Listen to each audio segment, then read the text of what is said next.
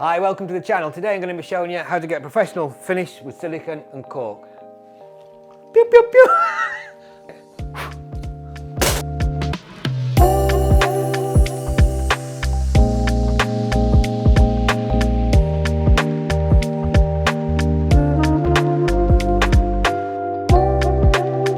Okay, so you may be a bit overfazed by all these things we've got on this bench in front of me, but really it's all quite simple. We've got caulk guns, the different ones to get. We've got some over here, ranging price from, I don't know, 25, 30 pound down to £5. You get what you pay for. These are perfectly adequate for using to seal around your bath, just for small jobs. These bigger guns, you get a little bit more control, and if you've got to keep them oiled, and they have a tendency to stop the silicone coming out the end of the tube when you stop the trigger. These cheaper ones tend to carry on a little bit. And then we've got this one, which is good for the sausage cartridges that you get, that you put inside there. These are more for bigger jobs, not for doing your bathroom. You can also use these for grouting, but not for sealing around the back of your bath or the back of your kitchen sink. That's a bit overkill for that. We'll be using one of these skeleton guns, cage guns, and a tube of silicone. Now, which silicone to use? There are loads of different kinds. Have a look for what job you're going to be using it for. It just says it on there pretty much. You want a high modulus silicone if you're wanting to silicone your bathroom. A high modulus is a stronger, more flexible, more waterproof silicone. So that's what we'll be using today. We'll show you that with this bath and kitchen sealant.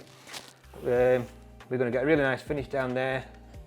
We're going to do it by masking off the top and the bottom. That's one way to do it.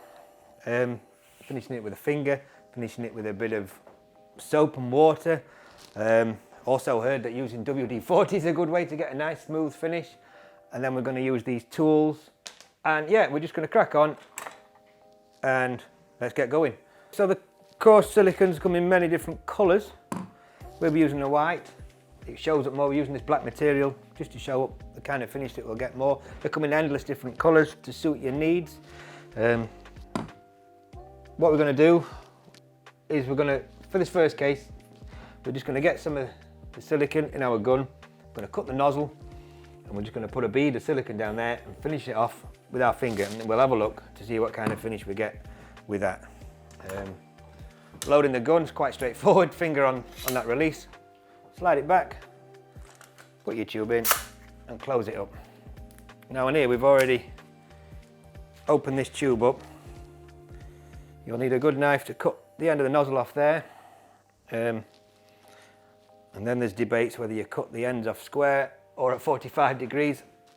I do neither. I do it just slightly off square. You squeeze the silicone through until it's coming out at the end. Oh yeah, I'll tell you what I'll do. It's always a good idea. I will do it this. I'm going to use some IPA just to clean the joint. The reason for using that is it cleans really well, gets rid of anything that won't let the silicone stick, but it evaporates very quickly, it dries quickly, so we can get on the silicone almost straight away. Right, so we get a bit of tissue for cleaning up. Let's see what kind of finish we get with this. So straight in there. There you go. Now I might be making this look easy. Here you see that little splurge that comes out, and that's what happens when you have to repress on the trigger, and the silicone is still coming out. So this is in its basic form is what you'll be doing. In some instances, that would be acceptable. Get a close up on there, you'll see they're not perfectly straight lines. There's a fair amount of silicone in there. It's indented. It's fairly smooth, but you know, if you want that professional look, there are better ways of achieving a more professional look. So that's that one. So we'll swap this over. Now we've got another jig. This time we'll try the masking tape trick. And that's where you put two lines of masking tape down there. This is not one that I prefer. There's just so many things that can go wrong with this. You know, the tape can bend and move. You could sit there and measure this out, you know, 6-8 mil away from wherever you're sealing. Whoa. I think that's enough just for now.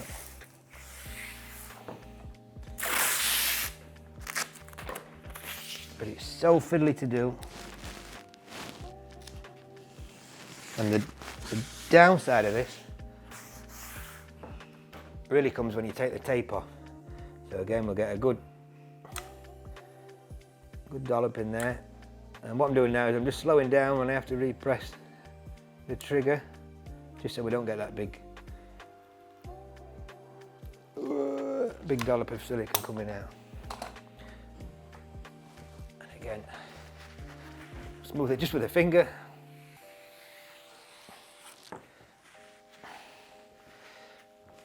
Yeah, and we'll see what kind of finish this gets. Yeah, it's almost straight, but you end up, if you get in there, you end up with that ridge, which is just perfect.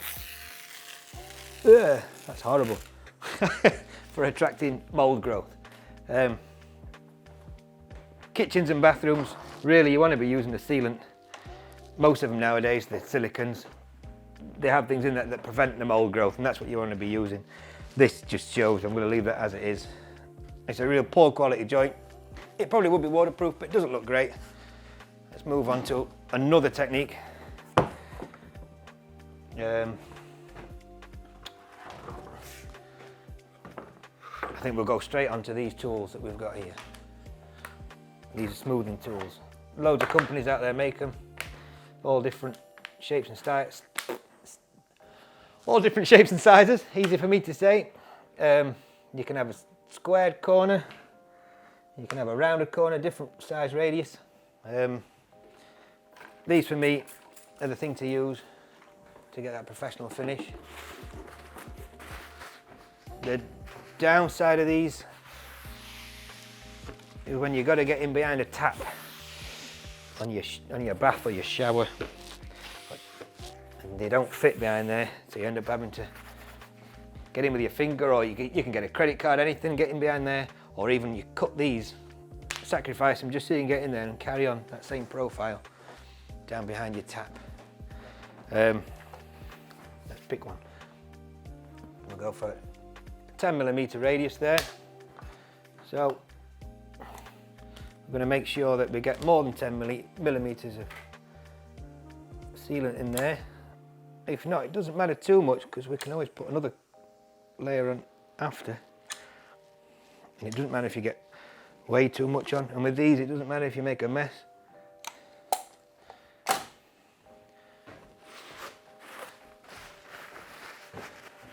And these work with a flat side towards where you're working. You keep it flat on your bath or your tiles, and you just draw it towards yourself.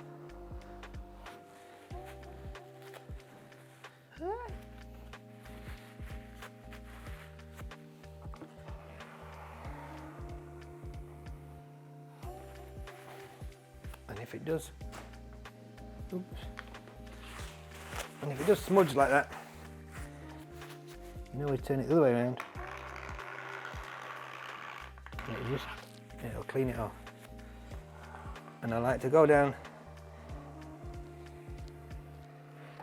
once like that, clean up the most of it. And then what I like to do, a little tip, I mean, soapy water is one thing you can use. I like to use glass cleaner. And I just spray that on there, just lightly. I would preferably leave that for a few minutes to skin over.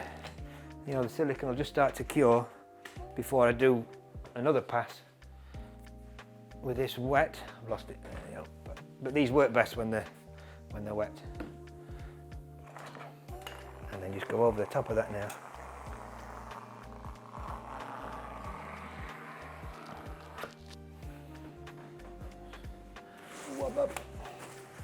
Just have a look, see how it's looking. Yeah, a bit there.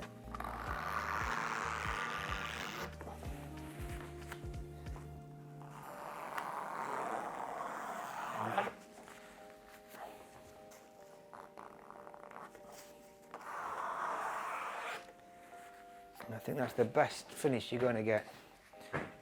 I'll let that glass cleaner evaporate. If need be, you can always go back over. There are a few spots that need a bit more. I can't put it on while the glass cleaner's on there. And I'll put that in there and fill it up. But to get an even better finish, I've used a 10mm radius. What you can do is then get a 10mm, the mitre. Is that 10? Let's have a look. Yeah, and it should just take the corners off. Yeah, it's just nipping them corners off. And I really like that finish. There, yeah, we'll give that another minute. We may just fill that up, go over it again and clean that up. But that's a great way to get a really professional looking finish. Yeah, we'll carry on with that one in a minute. Here we go, I made a little jig here just to simulate the corner of your bath, and well, you have to silicone up the wall as well. Right, again, we're going to use these tools. I'm not going to wipe it down, we're just going to go for it. Just put excess silicone on there. That don't look too bad as it is. Real messy bit there. Right. And the thing is just to be patient. Get the tool size that you want. Start in that corner. Tool the right way around. Give it that initial pass with the tool.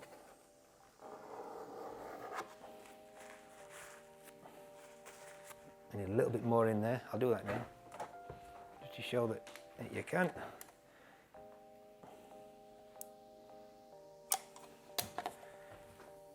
So I'll give that a pass over with the tool. Keep the tool clean.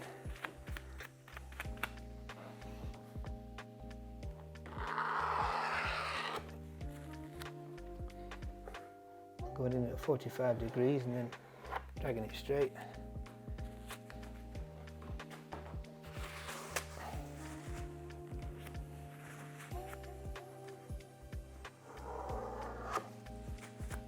And then we'll give that a spray with the glass cleaner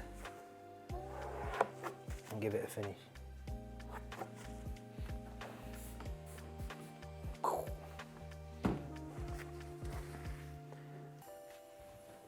If you do also, I don't know if I've talked about these, have problems where you've got to go, if there's a tap in the way on your bath and you have to get behind it, there's also these nozzles you can buy that fit on just about every one of these. You just take off the nozzle that comes with it and they go on there. There are some different silicones you'll get and the nozzle is much bigger and they won't fit on there. But just check before you buy it when you're in the DIY shop, wherever you are. Just make sure that the bendy nozzle, I'll get behind there, make sure that'll fit the silicone that you want.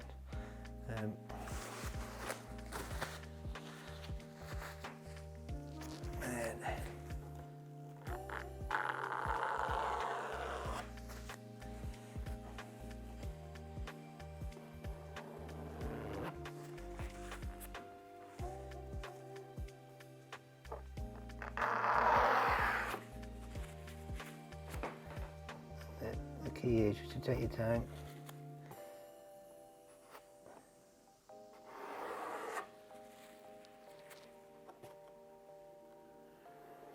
And again, what I'll do is I'll let that skin over. I'll use my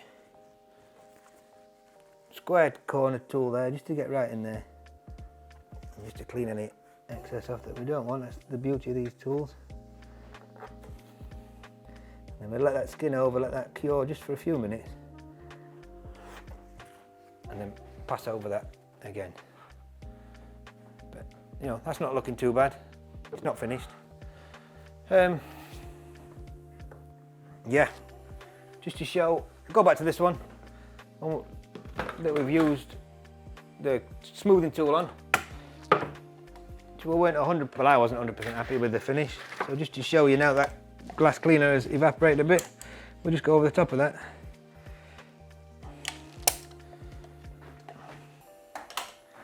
And I think we had a 10mm on this one, yeah.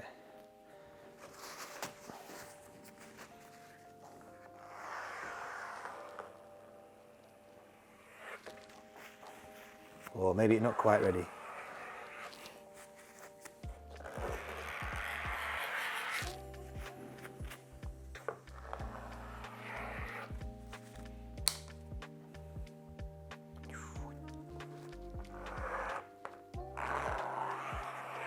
Oh yeah, there you go, much better. Really nice, straight finish. Right, this is just, I'm not going to call it a myth, but it's just something I've heard of where I use WD-40 to get a nice smooth finish. I don't know where this comes from or whether it does work, but we're about to find out. I'm just going to use the finger technique. I've not cleaned that up. Whoops. But I'm guessing, well, I'm guessing, I don't know. Do we do it now? I suppose like you would do with soapy water, you spray it on and then, oh, look at that. Well, I think that's just debunked that myth. Yeah, that seems to be reacting with it and it's not sticking. Let's not use that. So I don't know where that came about, but I've heard it a few people say, I use WD-40. Maybe they've been trying to have a laugh at my expense. Yeah, nice, but don't use that. We'll have a little recap while we're here. We'll show you the finish with the masking tape. The finish, just getting your finger down there, splodging it on, and then using these professional smoothing tools. Can you see them? If you get on the edge, you'll see the difference in them. And here we are, I'll show you the three-way joint. I think that looks more than acceptable. Little rust job. It's the last job you normally do if you sit in the bathroom. You know, you go around siliconing up. Take your time, get it right. Don't be rushed into doing it thinking, oh, I'm nearly finished. Just take your time. Even have a practice first. If you've never used the guns before, have a practice first. Get a feel for how the material comes out at the end. Because it does keep coming out. Even after you've stopped pulling the trigger.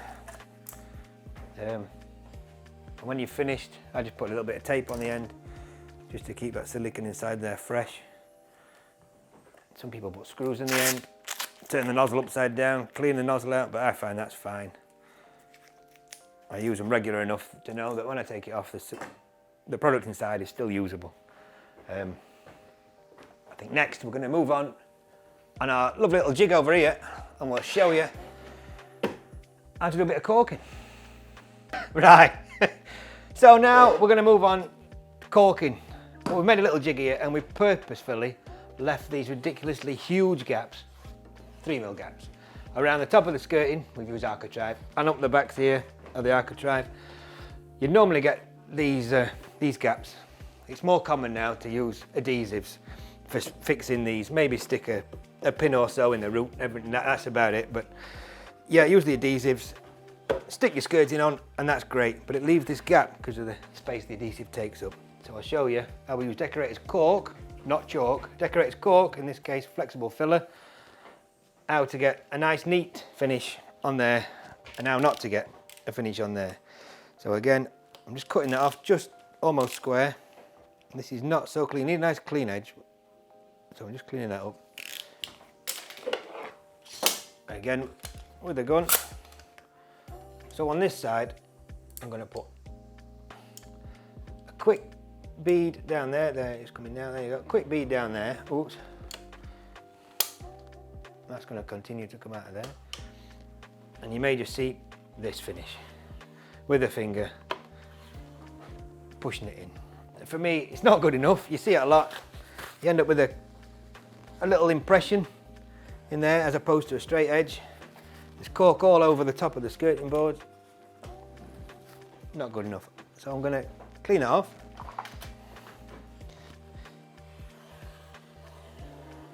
Hopefully get most of it off.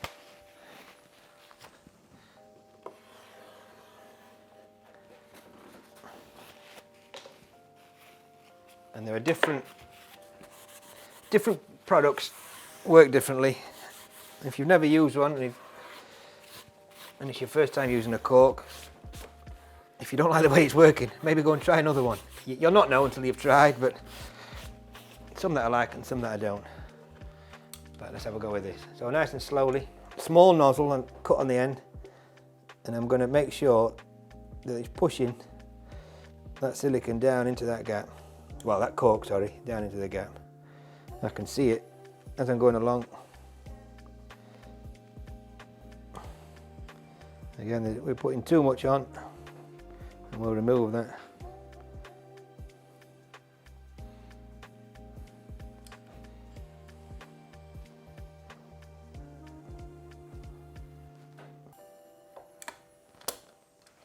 That's that.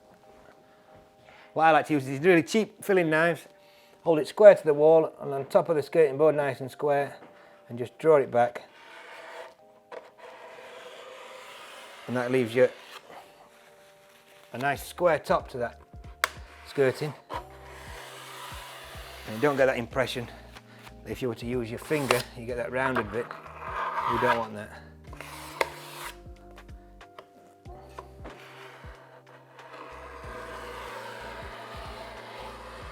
And we haven't got excess caulk all over the top of the skirting board either. If you want to have a close up on that, you'll see.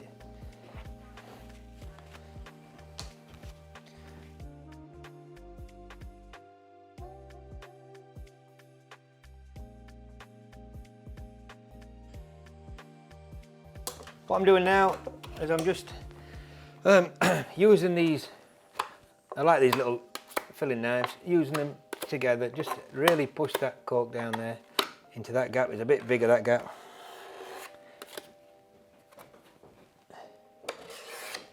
Just cleaning it up nice. And also, if you saw, I put some caulk on there. If you've got a doorway, you might never even see it, but you've got a doorway close to a wall and you can't get in with the gun, put the caulk on there, push it in, and clean it up. And if you leave it a few minutes, go back and have a look. If you've got any low spots, bits that aren't filled, just push a bit more in. And then when you come to paint, you'll have a nice crisp edge to work to.